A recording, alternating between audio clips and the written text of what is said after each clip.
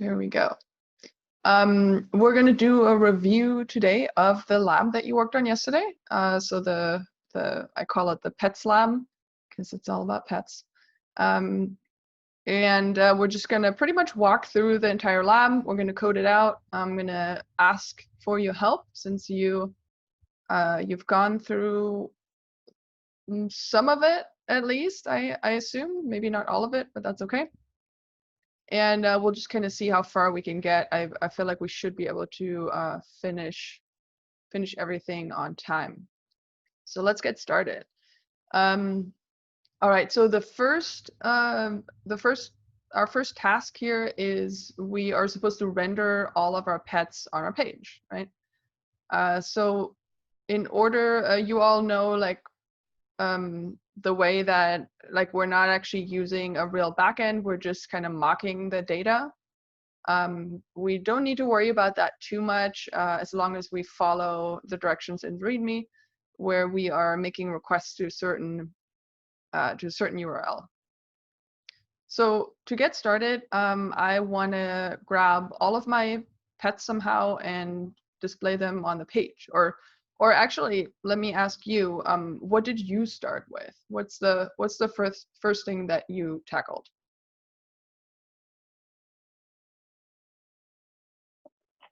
I think we just worked, Isabel and I, just kind of going from the top down through the instructions, and occasionally had to bounce where it was unclear to another section, kind of work through the game. They weren't in the most intuitive order. Yeah. Okay. All right. So let's start at our number 1 here. Our app's initial state is already defined, and we have 2 children, filters and pet browser. Let's check that out real quick. So in our app component, we have our filters here rendered, and we have our pet browser. These are the components we can see here. And our app state is already, we don't have to figure that out because it's already created for us. And now what we need to do, where did my README go? There we go. Is we should pass a callback prop an on-chain callback prop to our filters component. And it's supposed to filter our application state. I kind of feel like we can do this, we can make this work, but I almost feel like I want to be able to, like, see some of the pets on the page already, just so that we have something to work with. Let me open up the console also. Okay, so how come right now I'm not seeing any of the pets? What do I have to do in order to get my pets on the page? You need to do a fetch request for the pets first, right?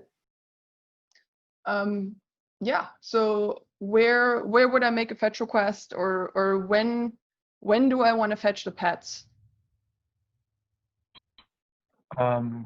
Component did mount as the lifecycle method on it? Yeah. So we could do that in a component did mount. We haven't really talked about lifecycle methods yet. But hypothetically, if you were making a fetch request to fetch a bunch of items at the very beginning of, like, when your application loads, component did mount would be the exact place that you would want to do that. In our case, when are we actually, like, supposed to get all of the pets? Like, is it on the on loading of the page? Is it on the click of a button? It's on when you press find pets. It should send off a event. Exactly. So when we click the find pets button, it should fetch all of our pets. So let's go ahead and create a function. The reason, by the way, that I know that I need to create a function inside of my app component in order to, like, fetch all of the pets is because I will want to fill my pets array here in my state and then pass that information down. So I need to fetch the pets in my app component so that I can set state here for all of the pets. The example that we're looking at, and this is going to be similar for the first couple of applications that you're working with, is that we have state in one place, right? We have like a single source of truth of where state is, and usually in our case that's like the app component. That's not, it doesn't have to be that way in applications that you build, but to get started, it's a little bit easier to think about it that way, to have it kind of in one place. All right, so let's create a function here, which is supposed to fetch all of our pets when we click our button. I believe we have a name for that. On find pets click, I think that's it, right?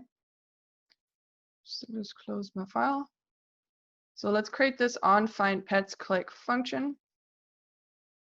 That what it will do is it will fetch all of our pets when we click the button. Let's just kind of try with like a console log hello and make sure that we are wiring up this this on click button correctly. There are I like to think of it in the way that I'm like to wire up my buttons and make them call functions. I like to do that in two different ways, and whichever way you prefer, I would say stick with that. You can either create this functionality from like a top-down perspective. So you're essentially starting with the final function that you want to be called somewhere. And then you pass it down to your child component, and eventually you add an on-click handler on the button. You can also use the like bottom-up approach, where you start with a button, right? You start with an on-click on the button. You move up to the component where you're gonna eventually have that function, and then you last thing that you do is create the function itself. Whichever way you prefer, we'll probably just kind of explore both ways, and then you can pick which one that you like best. You can also start in the middle somewhere if you want, but I personally like to have a little bit of flow. Okay, so this on find pets click, I'm going to need to pass that, and if I want to figure out where my button is, I can search for it here. So this seems to be in my filters component. I can also check my README. That's where it pretty much tells me exactly what I need to do. So let's pass this function to my filters component. I could name this something else here if I wanted to. There's not really a need to rename it in this particular case, but just know that that is possible. All right, so in my filters component, I'm going to receive that function. And I can, if you feel comfortable with destructuring, you can destructure your props here. Let's go ahead and do that. So let's destructure our on find pets click up here so that we can use it in our filters JSX down here. You can also, you don't have to destructure, you can also just grab it from props directly. So right here, we can find our button here. This is where we want to add our on-click handler. And on the click of this button, we want to call our on find pets click function. So we'll pass that in here. Okay, cool. So let's click our button, and we see that we have a console log, so everything's wired up correctly. Now at this point, let's actually grab some of our animals that we get from our mock API and fill our pets array. So how do I make a request to get all of our animals? Do another function that's written as a normal fetch that we did last week. So Yeah. fetch parentheses. Exactly. Let's see what our URL is. Just gonna kind of copy that. We're just gonna get all the pets for now. Awesome. And we could write this in a separate function if we wanted to. I think there's not going to be a whole lot of code in this function, so we'll just kind of keep it in here. All right, what else do I need for a fetch? .then. Yeah. Exactly. And that is the reason that I mentioned in when we were in JavaScript that this is like understanding fetch is really important because this is not going to go away anytime soon. You're going to be using this in React.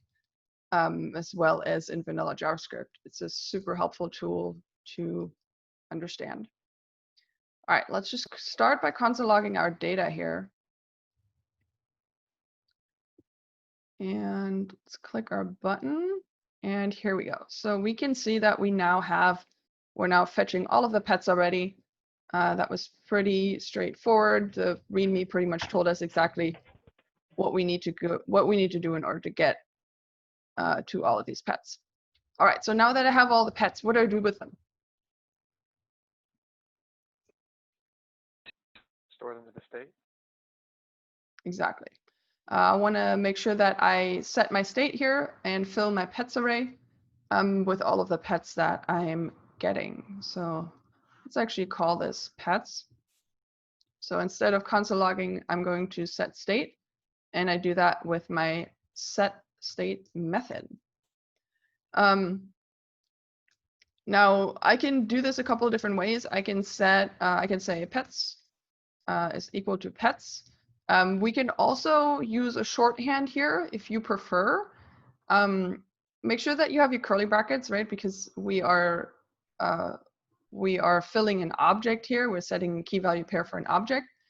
What you can do with an object, if you remember from our ES6 lecture, is if you have the key and the value, if the key and the value have the same name, you could use a shorthand and just pass in pets here. That essentially does the exact same thing as if you were passing in pets : pets. Whichever way you prefer is totally fine. I think this one can be a little bit confusing sometimes and maybe not as readable, but if you feel comfortable with it, then roll with it if you like. I'll just stick with this for now. And let's take a look, and let's actually go ahead and debug this a little bit. Let's console log this.state.pets. Find pets, and we have a console log here for all of our pets from state. Pretty cool. All right. One other thing that I wanted to show you is, let's kind of dive into this now. Is the React DevTools. If you do not have the React DevTools yet, you should get them now. Install them. Let's see, React DevTools. If you search React DevTools, it should be the first result here for Chrome if you're using Chrome. I believe for other browsers, you should be able to find the same thing. And just go ahead and add it to Chrome here, and then you are able to use them. So the way that the React DevTools work are by showing you the components that you have on your page. It's kind of cool because you can see, you can not just see the components that you have, but if we click on one of our components, we can also see additional information about this component. So we can see what the props are of that component. We can see if that component has any state. So if we go to our app component right here, we can see that we have state, right? And we can kind of more easily follow the way that our data flows through our application. So if this is helpful to you, I would highly recommend you use that. So here we can see, by the way, if we check out our app component, we open up our pets key here in our state. This is in our state. We can see that we now have all of the pets in there. If we refresh our page, our pet array will be empty, right? We hit the Find Pets button, and it fills a pet array. So it's kind of cool that you can see this while it's happening. Any questions about anything so far?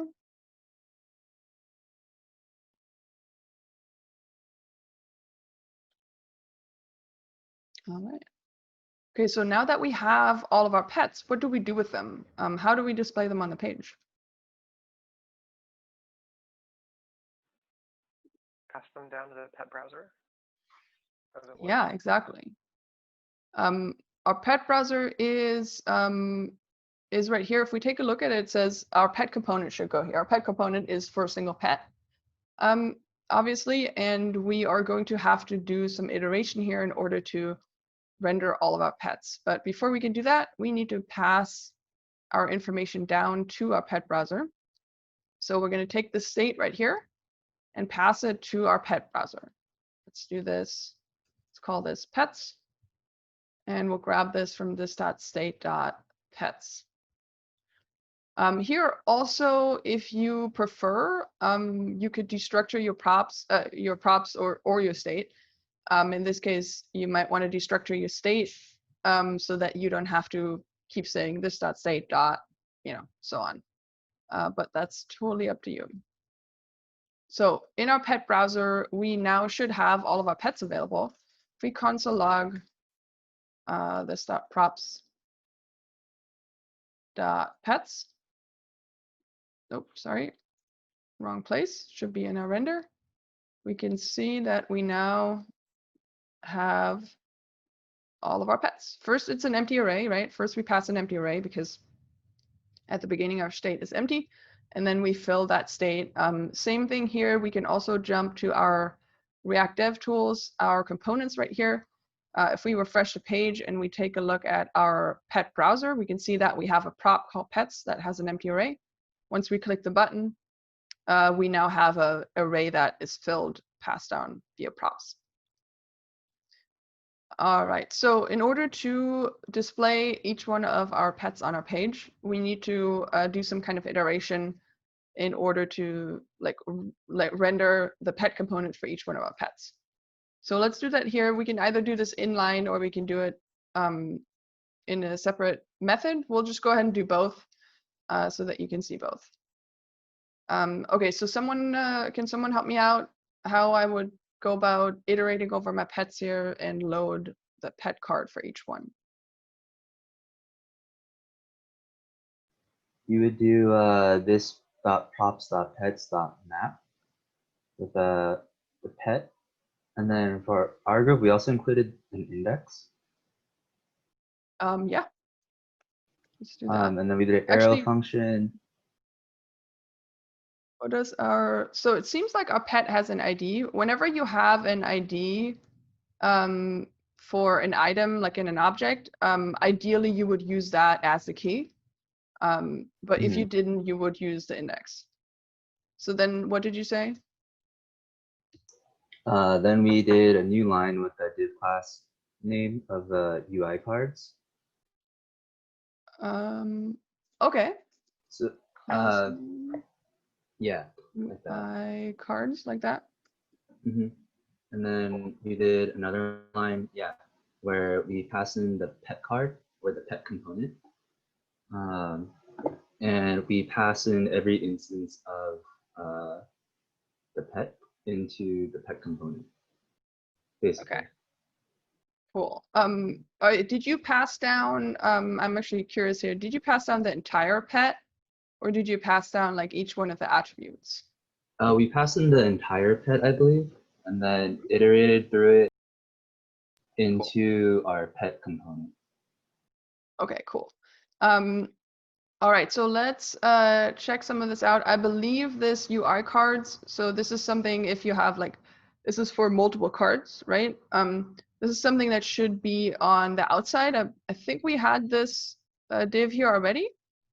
So let's go ahead and get rid of this. If we want to somehow wrap each one of our pets, that would be we would definitely put the div right there. In this case, I think the pet component pretty much does everything to display it as a card.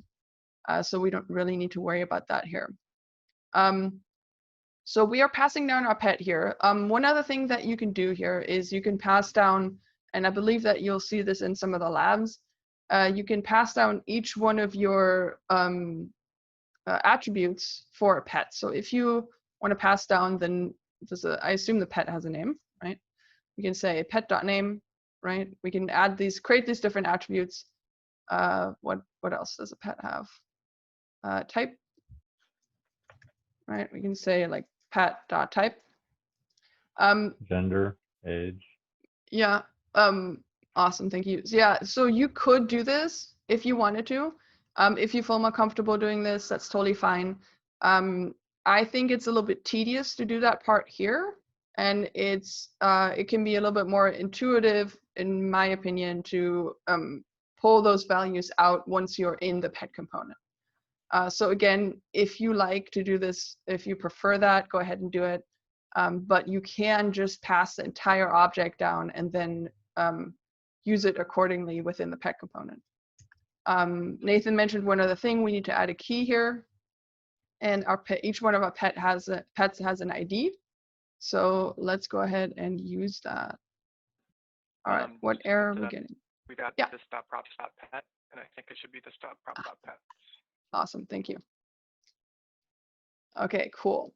Let's take our console log out here, and let's hit our find pets button. Awesome. So we have a bunch of cards. They're all blank, but we'll fix that in a second. But we have the exact number of cards that we have pets, right? Which is like, I don't know, 35 or something like that.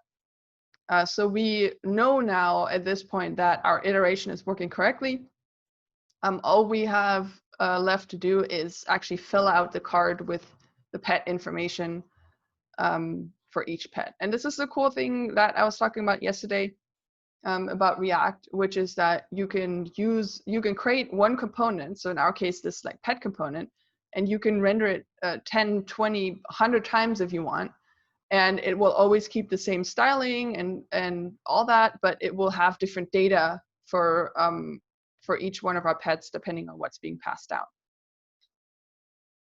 All right, so let's go ahead and fill this out. We have to fill out our name, age, and weight, and so on. So we can either do this by saying, this dot props dot pet dot name. That should get us the name of the pet. Let's make sure that that's working. Awesome. So our names are working correctly.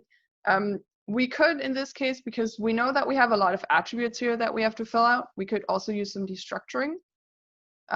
Again, this is up to you which way you want to take this. In this case, I think it does make a lot of sense to destructure this. So actually, can someone help me destructure this? What would go in my curly brackets here? This dot props dot pet. After the equal sign? Oh yeah, that would be after the equals sign. In the curly brackets, it would be sorry, I forgot the name of the prop that you passed down. It's just pet. Oh, pet. Okay, then yeah, just pet.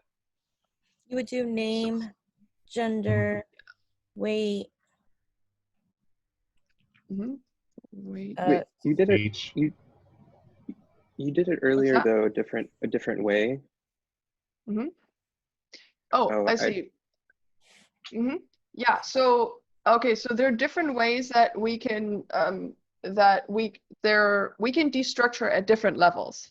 The information that we're getting here is we're getting information from our props array, right? This dot props dot whatever is are the key value pairs that we can grab from our props. Because we have an attribute called, let's go back to pet browser real quick.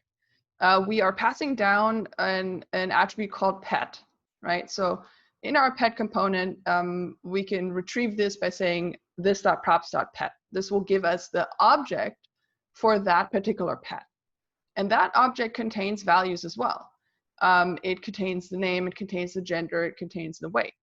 So we can destructure this in a couple of different ways. We could either say, I think what you mean is like what we might be more used to is like, maybe destructure it like this, right? We from this right. props. So that's no pet at the end of props. Yeah. We can do this. Then what we need to do in order to write our values in here is we could say like pet.name, right? Pet.age and so on. That's totally valid. What else we can do? I hadn't seen that before today, and it just seems a lot more. It just seems like more concise. But yeah, I didn't know that you could do it this way. No, that's all good. Yeah, so with destructuring, you can kind of play around with this in different ways. So this will give us the pet object, right? So we still need to say like pet.name. we could destructure it further directly in here. We can do like a nested destructuring. So we could say out of the pet, let's go ahead and pull the name, the weight, the age. Let's just get those three for now.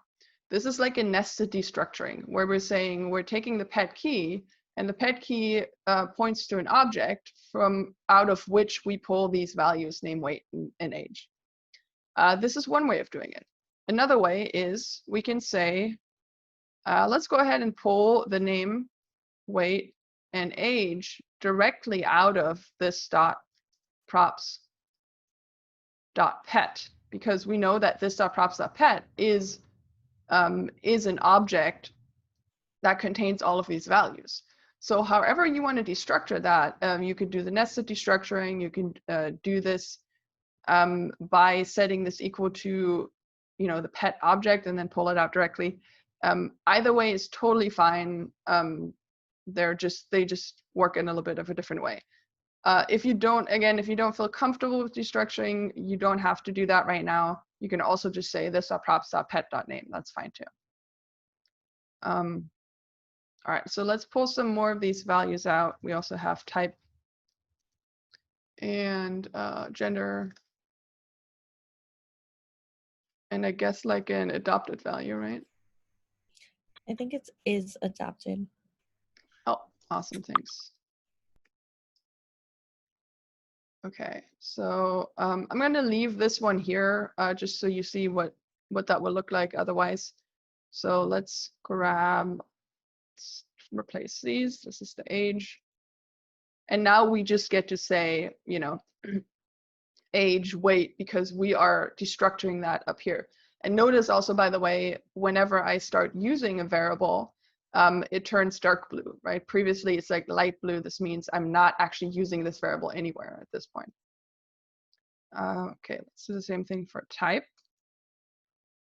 And then the gender. How did you all do the this gender part? Like we're supposed to show a certain symbol if they're male and if they're female. Ternary statement. Yeah, so first we need our curly brackets because it means that we want to dive into JavaScript land here. And we can do this in different ways, but essentially we're just gonna like check if our we can say like, is our gender male? If it is, go ahead and show one of these symbols, otherwise show another one. So we got this is male, right? Did I get that right? All right. Then we can get rid of this. And let's take a look at what we have. Okay. So we can see that we have the name, the gender, the species or type filled out, the age and the weight. We'll deal about the adopted part in a little bit, but this is looks pretty good. All of our pets are filled out correctly, and I think that is that's good for now. All right, any questions here? Any questions about the destructuring or anything like that? If you had a object of object, nested object, then the lines 5 through 7, you just keep destructuring those out to get to the the pairing that you wanted. So you could just use the name or the weight and the age. So if you had another, Yep. Yeah. If you had like another level, you mean? Yeah, if you had another level, if the name had like first name, last name, you would destructure that out in a similar pattern, if I remember right. Yep, exactly. So let's say we have the pet has an attribute, and we can also do this with arrays. So if the pet has an attribute of say owner, like a pet has many owners, right? We could grab the owners like out of the, or a pet can always only have 2 owners or something like that. We can say like owner 1, right? Owner 2. And then at this point, let's say that the owner has also a first name and a last name, right? We can destructure that further. So we could say, you know, we'll grab the, oh, this is right? Okay, so we actually have to get rid of the owner name here. So we'll say, you know, first, last, or something like that. So we can go as deep as we want. We can destructure arrays. We can destructure objects. I would recommend like just get a little bit of practice with that by creating some of your own data structures and try pulling certain values out. And once you get more practice with it, it'll eventually be like pretty straightforward. You tend to not do a whole lot of nested destructuring, at least not deeper than like one level, or like deeper than like the second level. But it's still good to know. It's still good to be able to like understand what that looks like. I have a question. Yeah. Maybe you explained this already and I missed it, but if we didn't have line 9, like with deconstructing that, wouldn't we access that information just the same way, this.props.pet.name without line 9? Mm-hmm. Like, what's the point of like deconstructing then in this case? It's really just for aesthetics and like having shorter syntax. We could just do this from, we could just say everywhere like this.props.gender, right? This.props.age. That's totally fine. It's just sometimes a little bit nicer to read that way if you have them all destructured at the top. Again, it is not necessary. It's just a different way of writing it. The reason that I actually really like destructuring, especially in a component like this, is, and we'll probably do this at the end, is because you have, with components like these, you have the ability to refactor them, right? This right now is a class component. We might not eventually think that it needs to be a class component, right? We can have it possibly be a functional component, and in that case, we can pass we're not going to be using this.props anymore, right? So we'd have to go through all of our code to change the this.props part to like just props. What you could do then is, if you're already destructuring, you only need to remove this one this, and then you wouldn't have to change anything else, if that makes sense. Yeah, I was looking at line 16. That's why I didn't understand why we had line 9, but it makes sense. Oh, yeah, I see. Yeah, this is just an example of how you would do it without destructuring. I just kind of left it there. Yeah, sorry. It's not very clean. I should clean this up, but I'll leave it there just, you know, for reference. What's up, Nathan? The way our group did it too, it wasn't necessarily destructuring, but then we just created a variable of like animal is equal to this.props.pet. Is that bad practice? Not necessarily. No, that's a fine thing that you could do. Destructuring might be a little bit more straightforward, but if you prefer it that way, that's fine too. Again, there are just so many different ways that you can do things in JavaScript, and that's not particularly worse, like, you know, better or worse. Okay, thank you.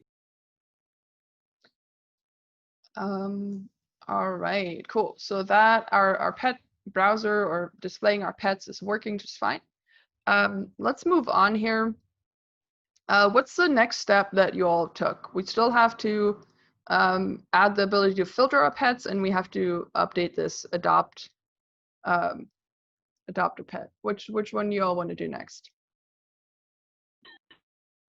Can we do the adopt a pet? Because that's going to involve sending information back up, which I think will be interesting to refocus on. Absolutely, let's do it. Okay, so when we click one of these buttons, we want to be able to adopt a pet. First thing we might want to do is, if we take a look, let's take a look at our data real quick. We go to our components. Each one of our pets has this is adopted property, right? So that's either true or false. Now what we want the UI to look like is we want to only see a certain button based on if the pet is adopted or not. And we can do that by, again, the same way that we use the ternary here for our gender, we can use a ternary for this as well. So let's take our isAdopted property. And if the isAdopted property is true, then we want to show the already adopted button, right? Because that means that the pet is already adopted at this point. And I'm going to show you how. Oh, I guess I grabbed both. So actually, let me show you one way that this ternaries can be a little confusing because especially if you have lots of lines of code. One way that I like to get started is by just writing out the entire ternary. So saying like isAdopted, question mark. The parentheses just encapsulate the information that you want to return. Sometimes your auto formatter will add them. Sometimes you don't need them if it's a short ternary. But I think it makes a lot of sense if you have like a little bit of a longer ternary to add these in just for clarity. Then I like to like open up each one of my parentheses, and then in this first line, this is where I would put the information for if a pet is adopted. So I can take my already adopted button, put it in here, and then the other button is the adopt a pet button that would go right here. And my formatter is going to do the rest. And we should only see one button at a time for each one of our pets. I guess they are all not adopted yet. I wonder if we could take our data. Now we'll just leave this for now. Are there any questions here about the ternary that we wrote to display a certain button?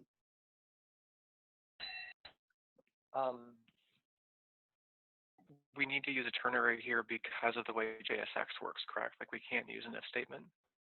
Right. Exactly. We cannot say like if is adopted.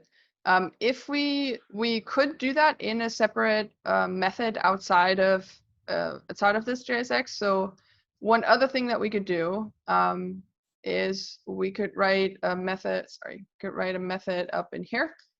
We'll say call this display or render button.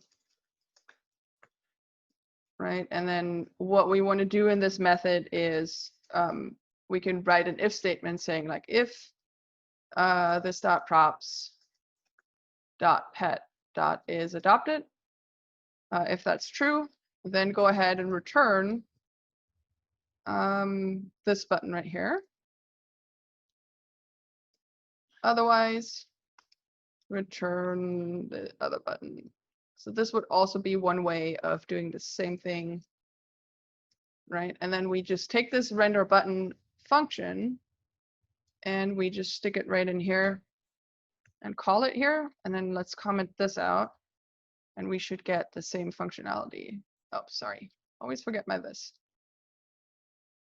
Okay, cool. So if we look at all the pets, none of them are adopted yet, but this right here is the exact same functionality as like writing it inline, but you do get to use an if statement, and then you are returning the appropriate button that you want to show.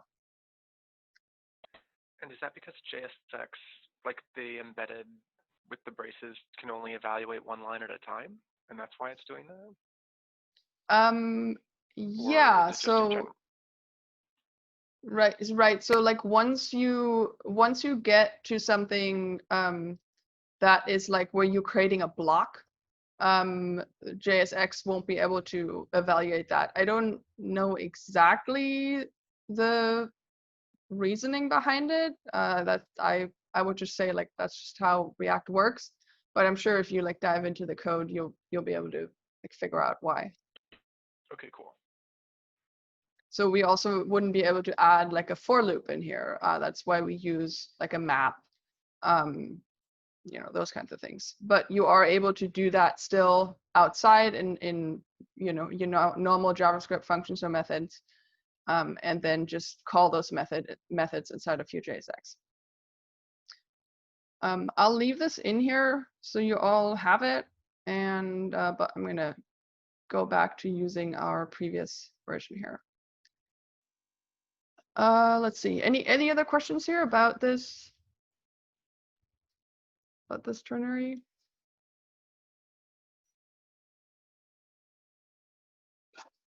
Okay, cool. So once we click on one of these buttons, we want to adopt a pet.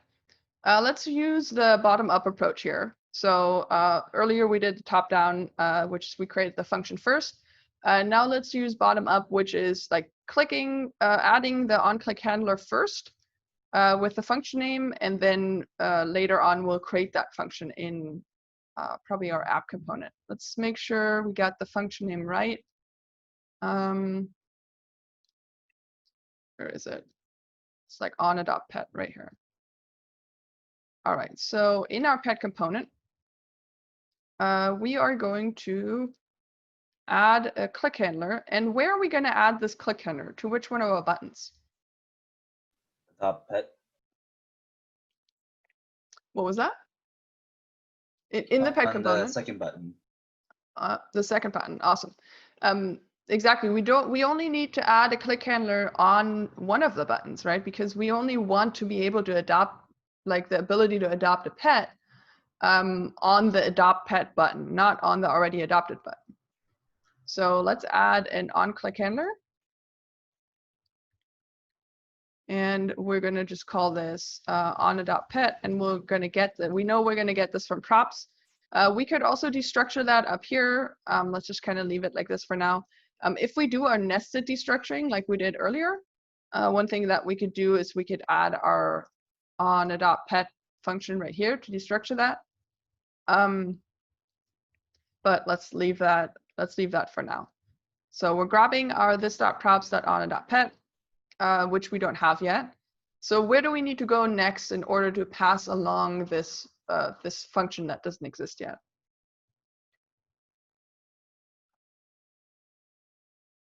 app.js. App.js, okay. And where do I need to pass this function to? Or what do I need to do here?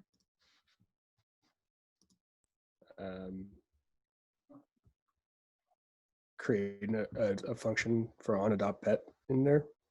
Yeah, perfect. Create a function. Let's just console log something. And what do I need to do? What else do I need to do in order to wire everything up? Back down. Yeah. In the What was pet that? browser. In the pet browser, have it passed down within the JSX, right? Okay. Down there. Yeah. So right here. Yeah. All right. Awesome. Is that everything? Don't we need one more step in pet browser, pass it down to its child? Yes. This is a very, very easy thing to forget. Don't forget about this part. You have to pass your information all the way down to the component that's going to be using it. I see this a lot where you pass information to your pet browser, but then you're like, okay, now the pet component should have this information, right? That's not true because you are not actually passing it to the pet component itself, right? So you have to be careful. And that's why I was saying, like, what you could do is you could kind of follow the flow of where the information needs to go, right? So we are first adding this onClick handler here in our pet component. Let's figure out where our pet component is being called, right? We can do that by searching our files, and it looks like it is in our pet browser, right? So this is where our pet component is being called. We know that we have to pass this down to our pet component because otherwise we wouldn't be able to get it there. And since the function is going to be in this component, we know that we are going to get this from props. So we're going to pass this down from this.props.on.pet, and then we ask ourselves another question: where's our pet browser being called, right? Where is it being rendered? We go back to our app component, and we can see that our pet browser is being rendered here, and we have to make sure that we pass this function to that component as well in order to pass it all the way down to the pet component.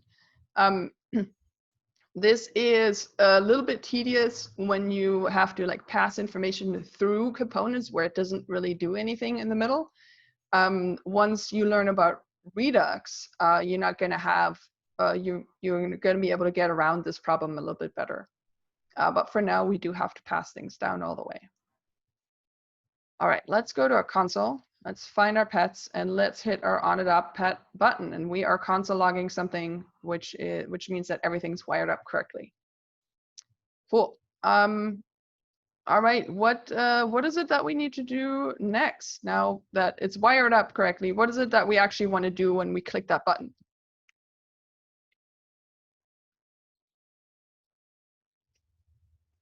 We need to change the states of it from from adopted to available for adoption to not available for adoption. Yeah, exactly. Let's change state. We need to change the is adopted property to true, right? For which pet do we need to change this? All of them? You're going to pass up the ID and then you're going to compare the ID to your pets to make sure that it's that specific one that gets changed.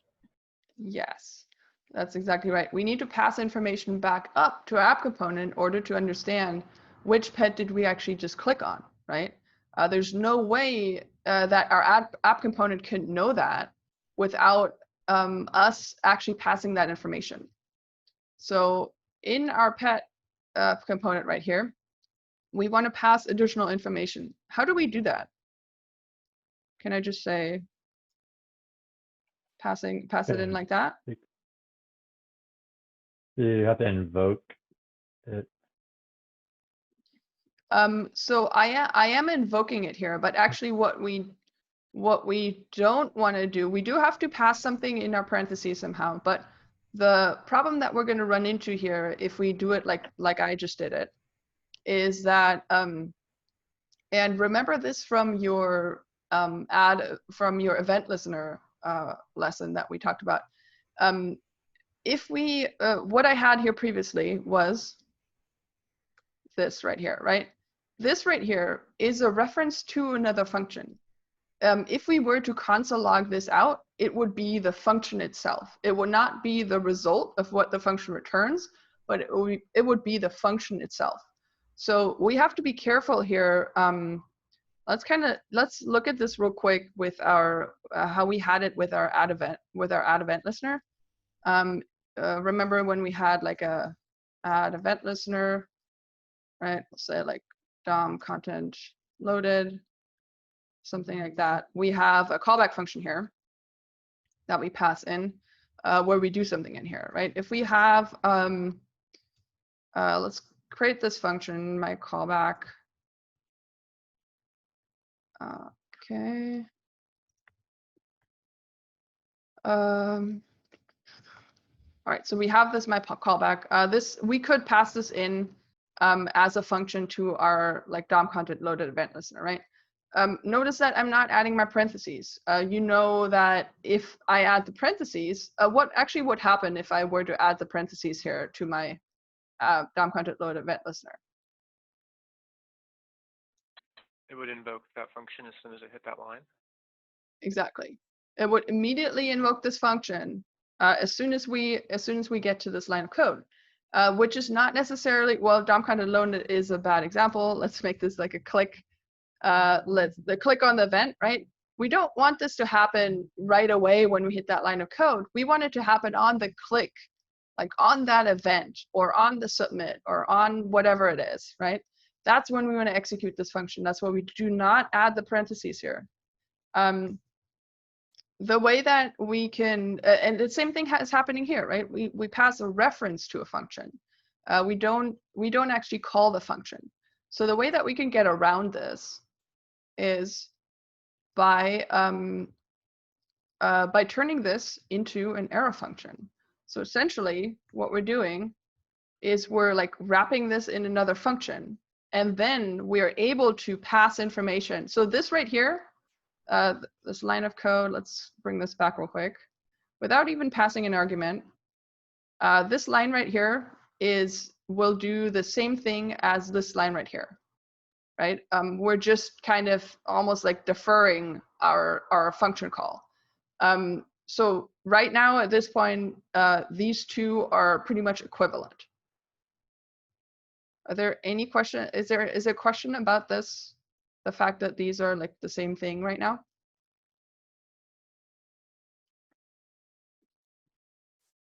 Okay.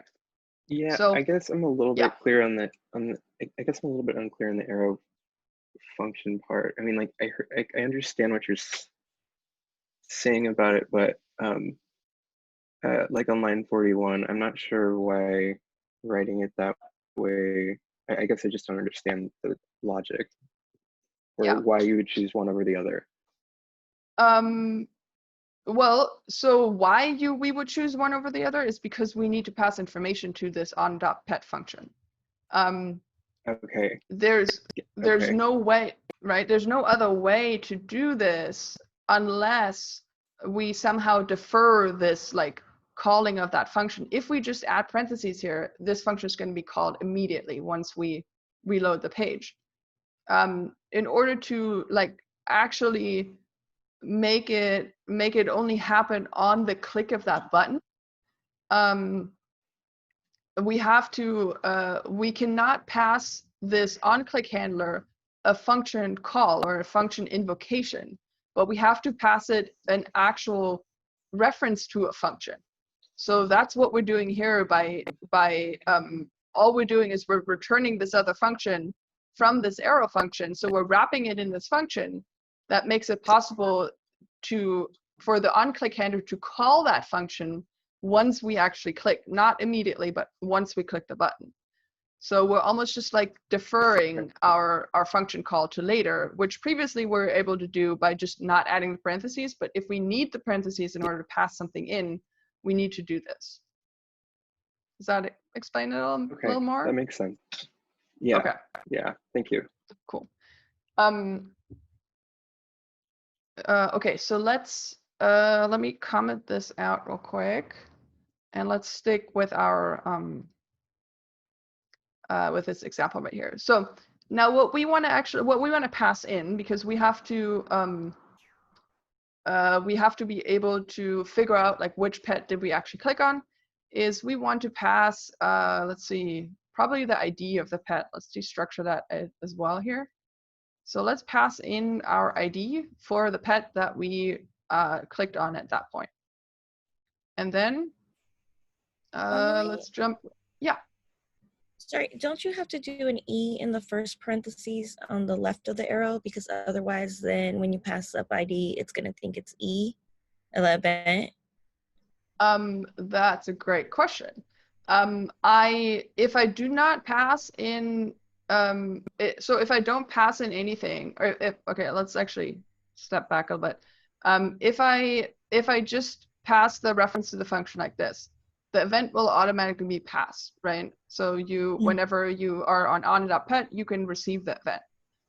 If you turn this into an arrow function with and have your parentheses here, you actually, if you want the event, you have to be explicit about passing that in. So if we want the event, we would have to say like E here, pass it in, and then pass it along to our onAdapt_pet function. But since we don't need the event in this case, we could just omit that.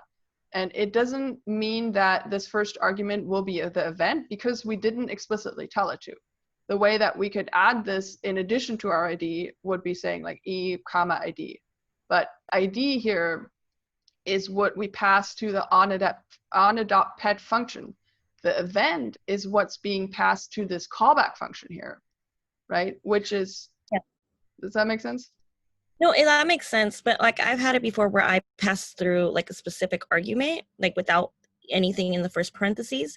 And then when it passes up to the function, like an app or whatever, it mistakes ID for E because you could call E event or whatever, this and that. So when I console log it in the app, it return like in the console log it's giving me the event. So I was under the impression that you had to at least put E in the first parenthesis so it knew that the event was E or the event was event or whatever the fuck you called event, and then the ID was a separate thing. Sorry, every other word out of my mouth.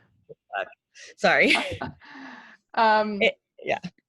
Yeah, I know what you mean. I'm trying to, if you have like a specific example, that would be helpful. But the only reason that this would really happen is if you pass a call, like the callback function, directly without invoking it.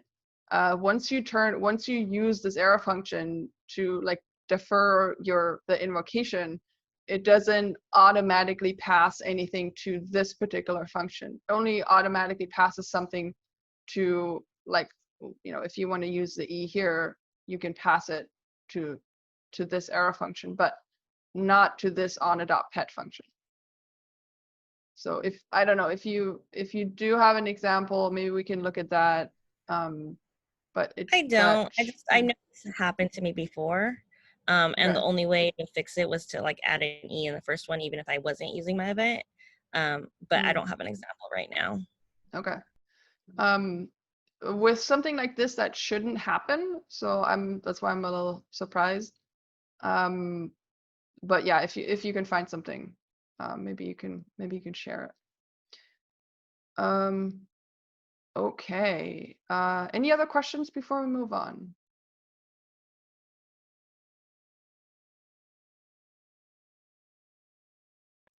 ID was also passed through props earlier, correct? Up there, okay, on.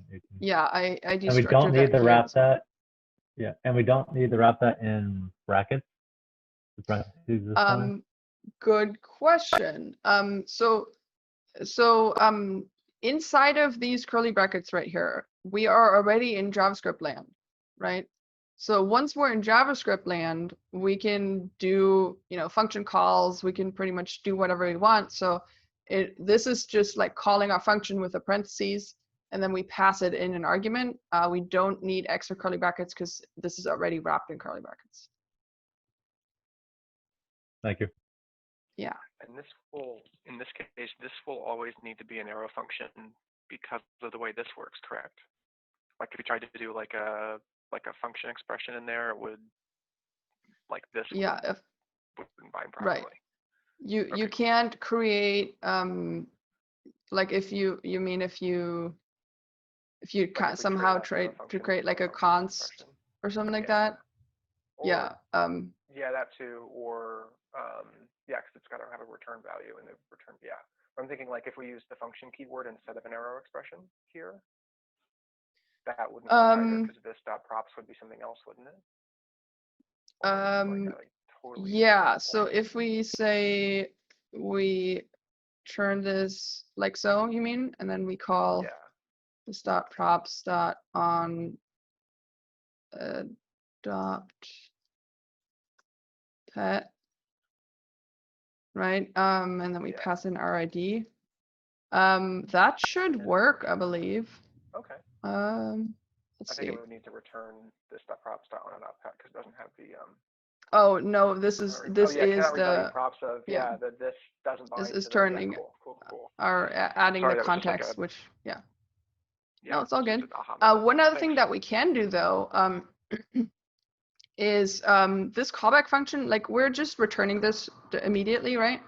We don't have to do that. We could just add our curly brackets here to create like a function body. So if you want to do more calculations here or add more logic, you can do that. You can like, create like another variable here if you want, and then pass that to your function. Once you're like inside of this function body, you can like pretty much do anything you want. And at that point, you can also add like if statements, right? Because we are inside of this function body. This is not valid, but anyway, because we're inside of this function body right here, that's like a different world, right? We're not really in directly in JSX anymore, but we're creating a function that acts just like every other function in our JavaScript. Well, we still have the scope for this to work. We do because we're using an arrow function. Right. Yeah, so you get kind of both worlds. It's kind of neat. So Yeah. keep your scope, but then you can do more. Yeah, absolutely. You don't have to use the implicit return. You could just add your curly brackets and then do more work if you want to. And just to be clear, in this, we would need to then use the return keyword on the last line if we open up the curly brackets. Or does it do? We don't really. We're not. It doesn't really matter if we return this function here or not. The result of that function. We are calling the function. That's really all we want to do. But if we return it or not doesn't really matter. Okay, that makes complete sense. Thank you. Yeah. All right. So our on.pet function. Let's make sure that this is still working. We're still console logging hi. Okay. So so do I have to do anything inside of my pet browser now that I added this argument?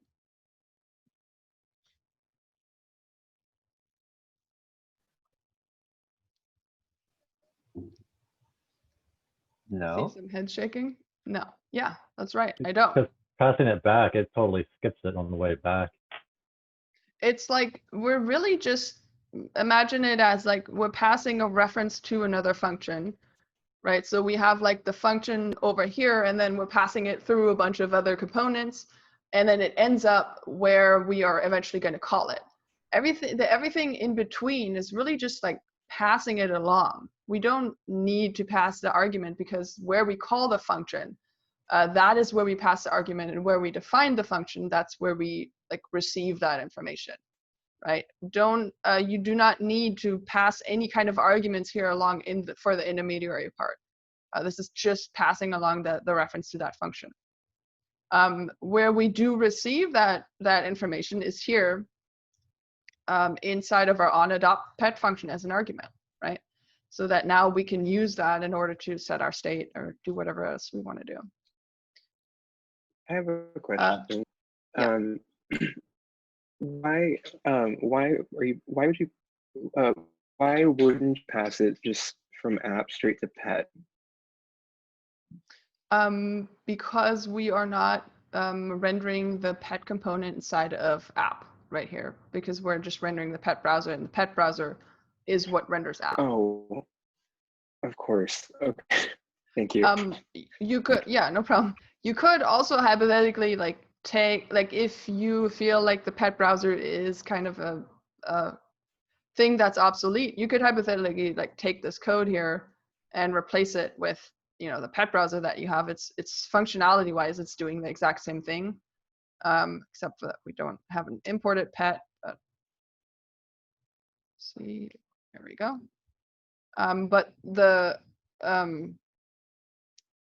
you know, it should get you to the exact same. What am I missing here?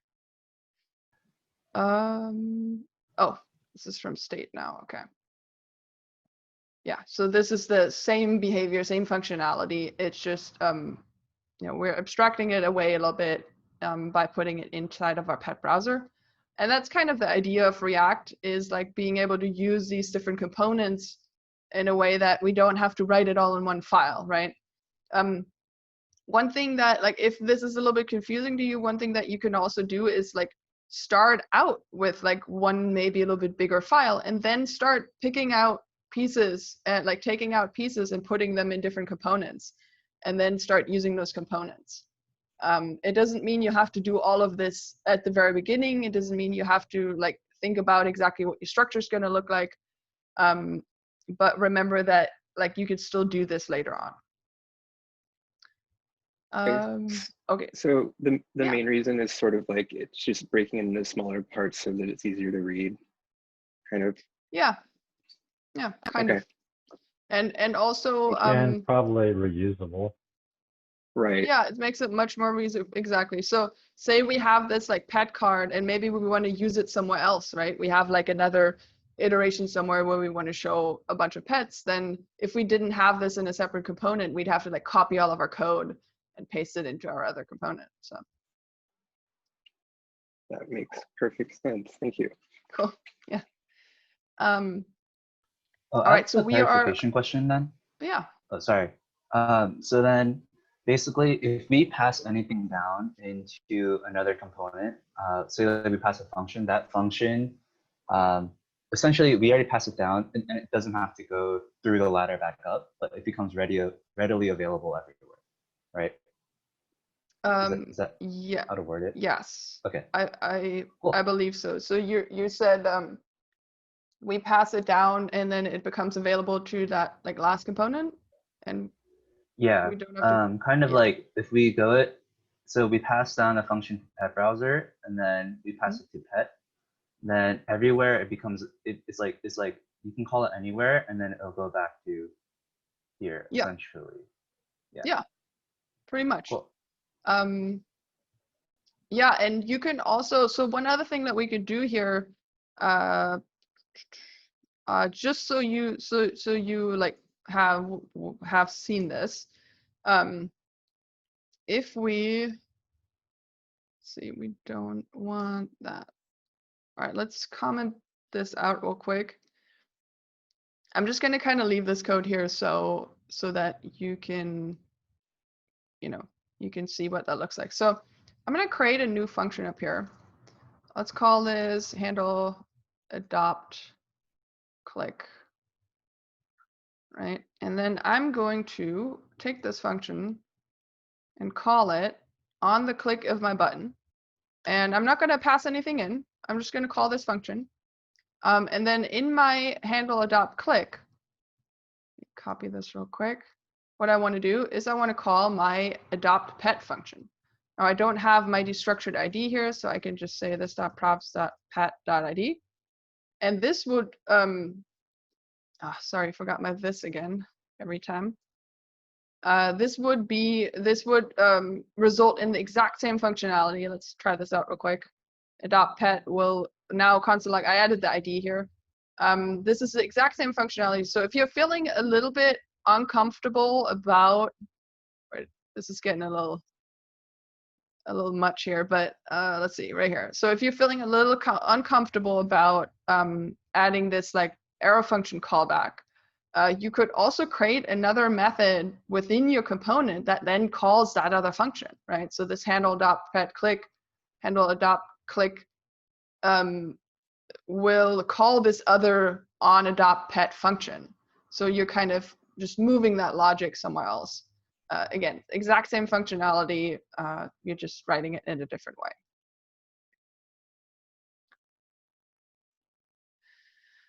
All right. Okay, so we can see that we are now console logging the ID here for the pet. And let me bring this back real quick to what we had. This is getting quite a bit of code now. All right. So now that in our app component, we have the pet ID available to us. What do we need to do in order to, update our pets array?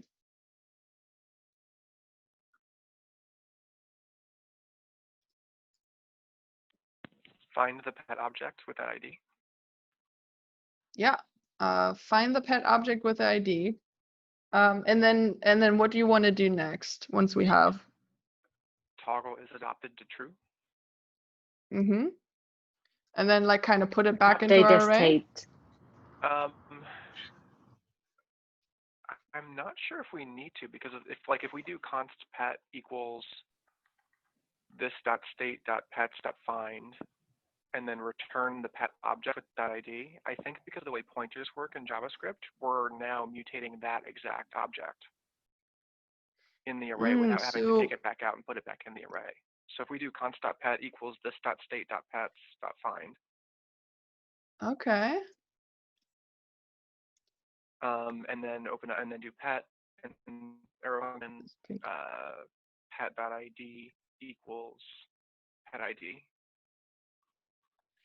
And then do pet is adopted equals true. Okay.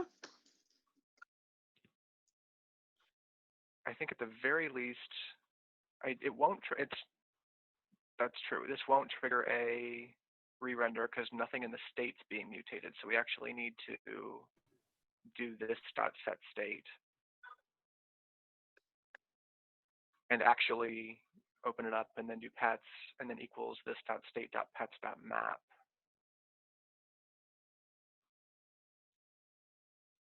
And then for each pet, if pet ID, or just do, yeah, and then do p.id equals, and then we'll just do a ternary pet ID. And then if it does equal, then return, we'll need to return the new pet. Yeah. And then otherwise we'll just return p. Perfect. Yeah.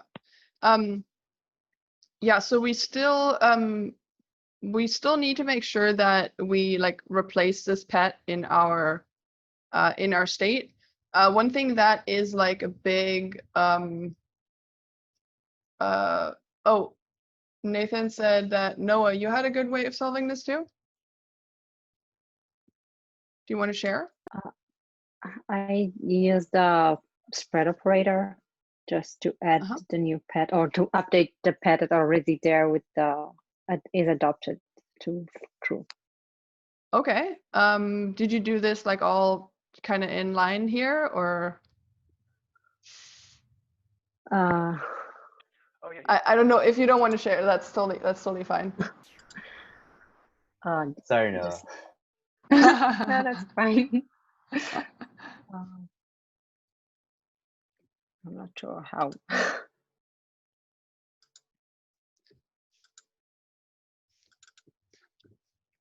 Sorry. We Go ahead. We said the pets is adopted to true, and then I used we did this dot set state. So this dot set state, and before the pets we did like the spread operator. This dot state dot pets. So I assume you're taking. We don't have all this line. We didn't do like the map inside of this. We just did yeah, without the map. So inside of this dot set state, we have the spread operator with this dot state dot pets, and then passing the new pet.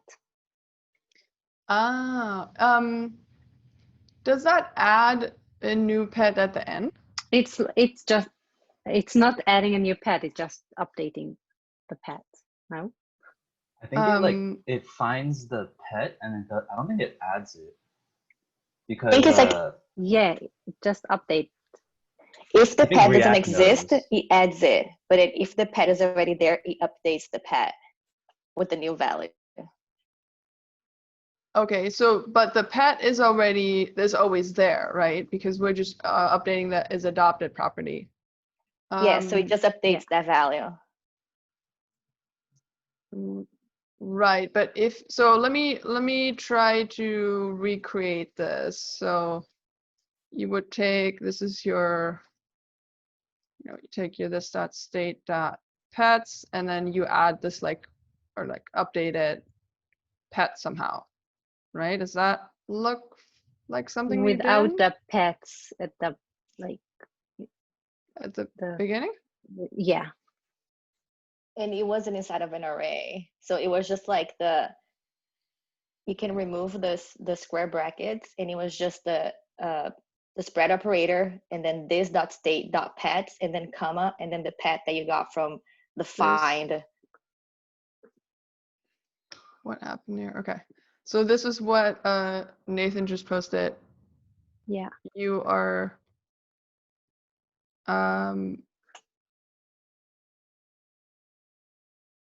okay, and then but then this would just be, wouldn't this just be adding the new pet at the end? Like the updated pet, and you would end up with two pets of the same name? I don't know. I think that what I understand that if it's already there, it's just updating the states. And okay. if it doesn't have something that's the same, so then it's add a new one. Okay, so if we and this code right here is like pretty much something that you did too, or? Yeah, we use Okay. filter. It's the same. Yeah. Okay. Let's try this out. I'm kind of curious. Oh, did you use filter or find? Because if you used filter here, then that new array would have been the entire array without that pet object, and then you could have put that pet object back in at the end using the spread operator in the arrays. Yeah, so when we use the filter, it returned an array of just that one pet. And then with the spread operator, we added that into the dis.setState. And within the spread operator, I think I was saying if the value or like the IDs match, then it just updates whatever needs to be done. So I guess with the map, it might be different, but yeah. This seems to be working. I'm a little surprised, I guess. So so we're not adding this. We only have them once, right? Or let's see, Trident. Yeah. Okay. Let's see. So we're finding the pet, we're changing the isAdopted property. We're taking our state, spreading it, and adding. Huh, I didn't realize this would work. The lab on up. Oh, sorry. Go ahead, Tassie. Yeah. You want to go ahead? The lab on update. Go ahead. You go. You go, Tassie. So the lab on updating state talks about the spread operator and how if there is a key inside, it will get overwritten, but if there doesn't exist one, it will be added. It does it automatically. I didn't know that. Does it automatically look for the ID of?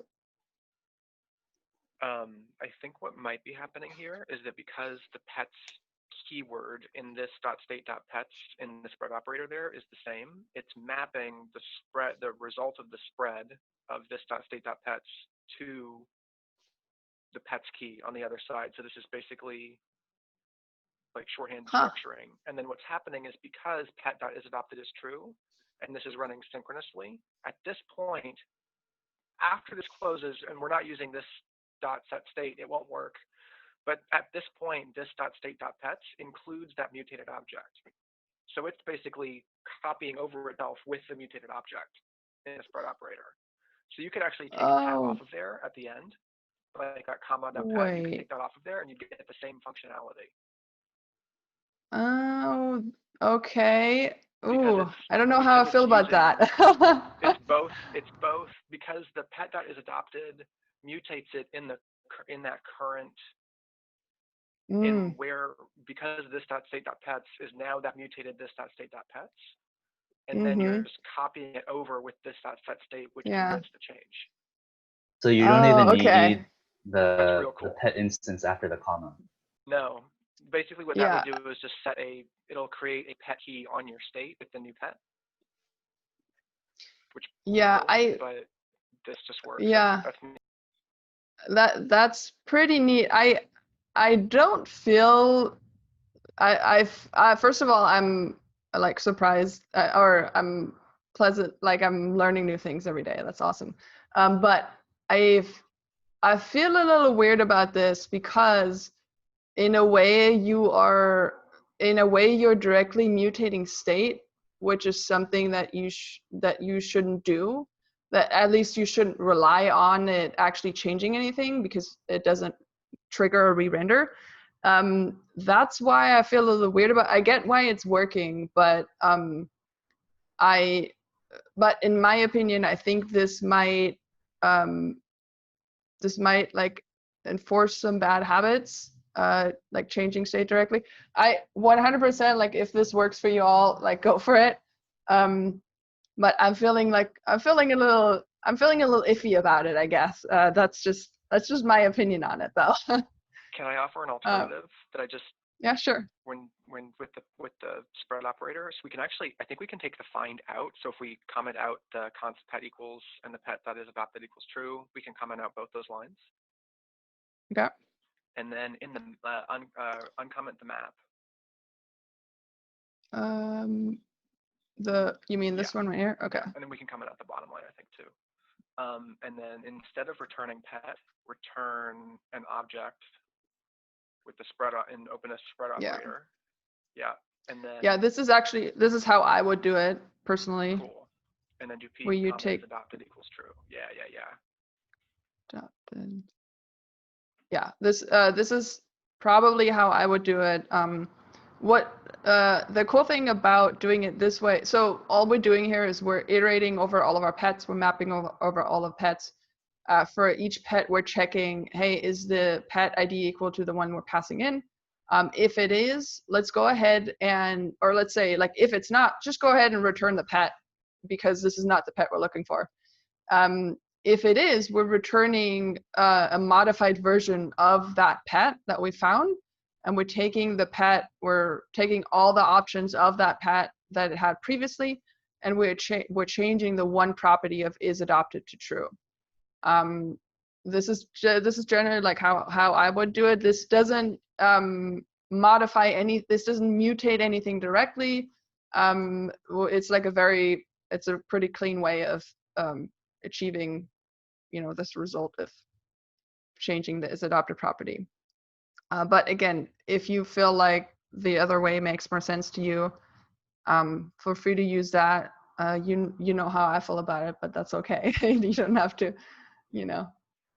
One other thing that's cool about this, though, what we can do, I know that we're going to end up with like a lot of commented out code here, but we learned yesterday about passing a callback function instead of what we want to change, like our results object or state object. So what we can do here is we can take our previous state, and then return. We have to wrap this in some parentheses. This would be our callback function here, and instead of having to use this .state, because set state is asynchronous, we should be careful with, like, we can't always be sure that this is always what we expect it to be. We can use our previous state here, previous state.pets.map, and this should give us the exact same result. Except that we're being a little bit more safe about the state that we're using. Okay, that's a lot of different ways of doing the same thing, which is great. So pick the one that you feel most comfortable with and stick with that. But this pretty much concludes our functionality here. What's cool is that since we have our ternary in our pet component, it automatically it re-renders that because we are changing our is adopted property, right? And we're passing that down to our pet browser, which is passing it to our pet component, which is then running our ternary operator to make sure to show us the correct button. So this is all like happening behind the scenes after we have everything hooked up. It's just kind of doing that for us. Cool. Any questions here? The previous state, that particular keyword on line 34 and 35, that is a kind of like special keyword. So if you use that, it knows what state you're referring to, or how does previous state come to be? It doesn't have to be called anything in particular. It's just the first argument that you pass in. I just happen to call it previous state because that's what it is. Like that, you'll see this a lot in examples, but it doesn't matter what you call it. Okay.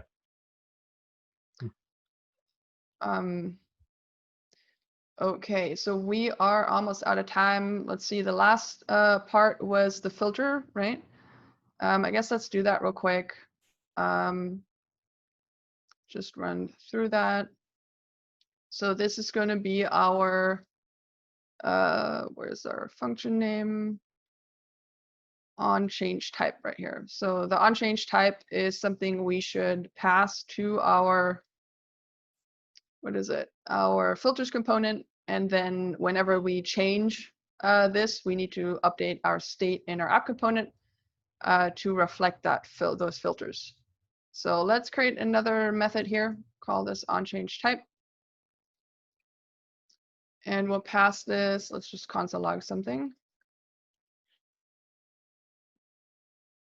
And we'll pass this to our filters component. And forgot my this again. And then in our filters component, we can receive that. We can add this. This is kind of nice about destructuring. We'll just add this to our destructuring statement here. That way we don't have to keep saying this props dot so on. And then we can add an onChange handler to our select statement. So onChange of this select right here, we can already see that we're console logging something. So whenever we change it, we are console logging this. Now we want to actually get the value of the select field. So what we can do is we can receive our event here. And let's just go ahead and console log our event.target. If we change this, we are logging our select statement. And with the select statement, one thing you can do is you can, if you grab the event target value, it will actually log or give you the value of what the select statement is at that point. So whatever option you have selected, micropigs, dogs, it will send that. You will be able to get that value through the event target value. So this is our new type. And then we have to make sure that we update our state right here, which is we have to update our filter state where we have the type of all right now, and we want to change that to whatever type we have selected. So let's go ahead and set our state. And we change our type, what is it called again? Filters. And this is, we have like a nested situation here, so we have to be sure that we get this right. So our filters points to an object, right, which contains a type, which points to all or whatever that attribute is, sorry. And this right here is what we want to change, right? So this is where we plug in our new type, which should be like dog or micropig. And that should change our type in our state. If we jump to our React DevTools here and we take a look at our app component, you can see that our filter type is all right now. If we switch this to dogs, we can see that this updates our state. Switch it to micropigs, and that updates our state as well. Any questions here about this? All right.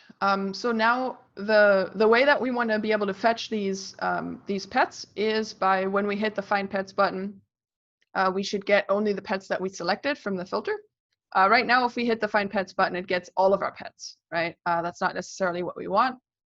So wherever we are fetching those pets right here, we need to make sure that based on what that filter is, we fetch a different kind of pet. Right, so one thing that we can do here, and in this, for the sake of time, I'm actually gonna just grab this from what I have over here.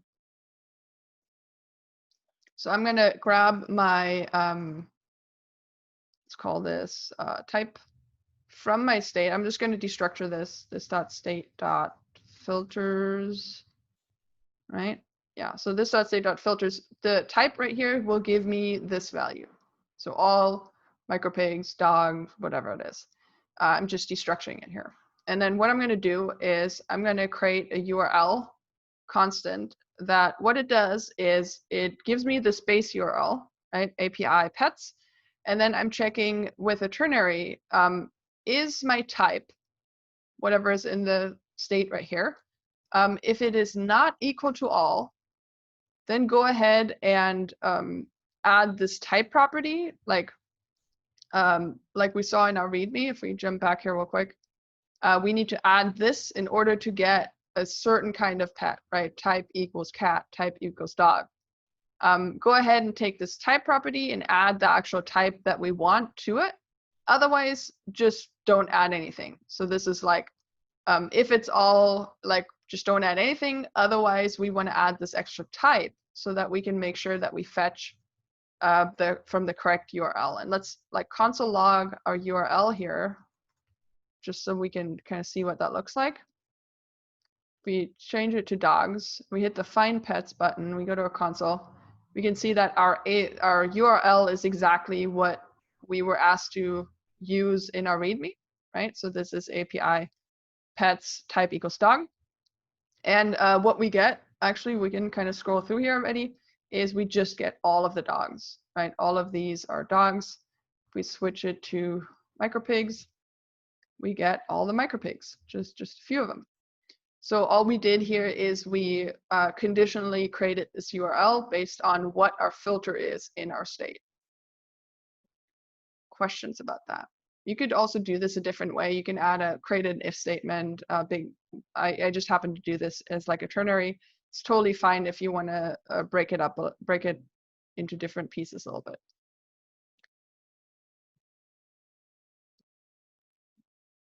Are we good? Cool. All right, let me stop recording here, and we are pretty much right on time.